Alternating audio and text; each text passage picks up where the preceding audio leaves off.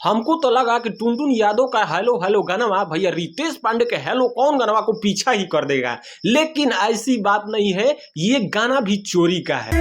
Hello hello विनय अकेला एक छोटा कलाकार, भोजपुरी इंडस्ट्री के एगो छोटा मोटा कलाकार बड़न, उनकर गाना है टुनटुन लाल यादव चुरा कर गा दिए भोजपुरी इंडस्ट्री में। हेलो हेलो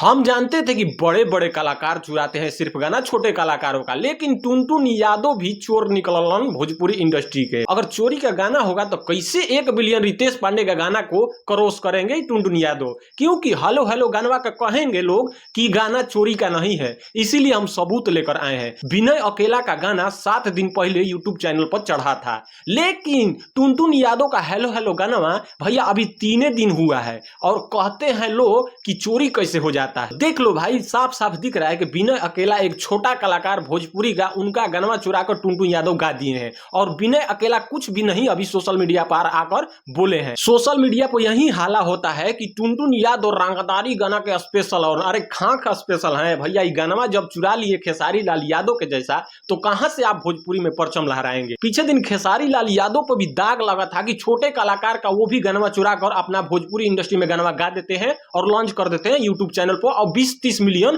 पार कर देते हैं। लेकिन भैया वैसे नाम नहीं होता है भोजपुरी में। जब अपने मेहनत पर करिएगा और जी जान लगा दीजिएगा अपने गाने में, तो भैया उसका नाम और चर्चा पूरे बिहार में होता है। तो आप बताइएगा कि हेलो हेलो गाना टुनटुन यादव का जो गाना आया है चोरी वाला, वो रितेश पांडे के हेलो कौन के गाना से कंपेयर होगा कि नहीं, इतना छोटा सा कमेंट करके जरूर बताइएगा।